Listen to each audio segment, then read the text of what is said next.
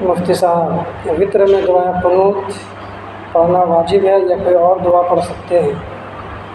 جواب عرض ہے کہ وطر میں دعائے قنوت پڑھنا، اللہم انا نستعینک و نستغفرک آخر تک، یہ پڑھنا واجب نہیں ہے، بلکہ دعائے قنوت کی جگہ کوئی دوسری دعا بھی پڑھ سکتے ہیں، اس سے واجب کی ادائیگی ہو جائے گی۔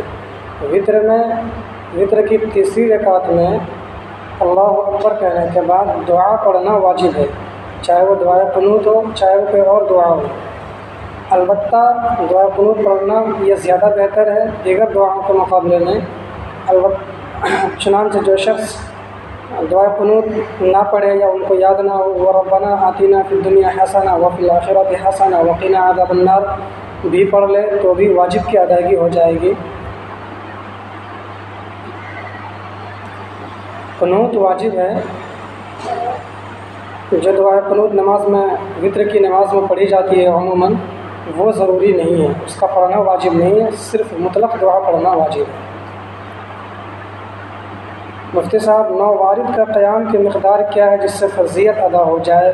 یعنی وہ شخص جو ایسی حالت میں نماز میں آ کر کے ملے جب امام صاحب رکوع میں ہو، تو پھر وہ نیت باندھنے کے بعد کتنی دیر کھڑا رہے گا جس سے قیام کی فرضیت ادا ہو جائے گی؟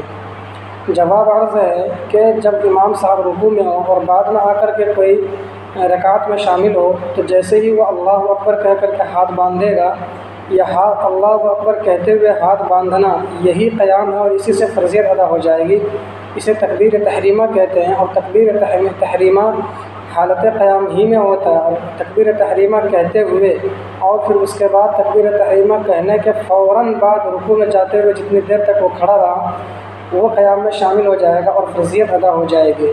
یعنی اللہ اکبر کہا اور کہنے کے بعد فوراً رکوع میں چلا گیا، 2-3 سیکنڈ بھی اسے ٹھہرا، تو اس سے جو ہے فرضیت ادا ہو جائے گی۔ یعنی ہاتھ اٹھا کر کے اللہ اکبر کہنا اور اس کے بعد پھر رکوع میں جانا، تو رکوع میں جانے سے پہلے اللہ اکبر کہنے تک جتنا دیر تک وہ کھڑا ہے، اس سے فرضیت ادا ہو جائے گی۔ اس کی کوئی متعین مقدار نہیں ہے، اسی سے فرضیت ادا ہو جائے گی۔ مفتی صاحب، کیا دعا میں ہاتھ سینے تک اٹھانا جائز ہے؟ جواب عرض ہے کہ جائز ہے۔ نبی کریم صلی اللہ علیہ وسلم کی ایک حدیث ہے، عن الزہری رضی اللہ عنہ قال كان يرفع يديه عند صدره في الدعاء ثم مسح بهما على وجهه، کہ نبی کریم صلی اللہ علیہ وسلم سینے تک دعا میں ہاتھ اٹھاتے تھے اور پھر دعا ختم ہونے پر ان ہاتھوں کو اپنے چہرے پر پھیر لیا کرتے تھے۔ چنانچہ سینے تک ہاتھ اٹھانا یا اس سے اوپر کرنا یہ جائز ہے۔ مفتی صاحب، عقیقہ کرنا سنت ہے یا واجب ہے؟ جی، عقیقہ کرنا، اب بچے کی پیدائش کے 7ویں دن عقیقہ کرنا یہ مستحب عمل ہے۔ 7ویں دن کے بعد پھر زندگی میں کبھی بھی کرنا یہ ایک مباح عمل ہے۔ اگر کسی نے صدقہ کرنے کی نیت سے پیسہ الگ کر دیا پھر اس نے وہ ضرورت پڑنے پر خرچ کر دیا تو کیا حکم ہے؟ واضح ہے کہ صدقہ کی نیت سے جو پیسہ الگ کر دیا ابھی وہ اسی کی ملکیت میں، لہٰذا اسے خرچ کرنا اس کے لیے جائز ہے، کوئی قباحت نہیں ہے۔ ان پیسوں کو جب تک کسی غریب کو یا اس شخص کو جس کو دینے کی نیت سے آپ نے علیحدہ کیا تھا، جب تک آپ انہیں دے نہ دیں تب تک وہ صدقے کے حکم میں نہیں ہیں۔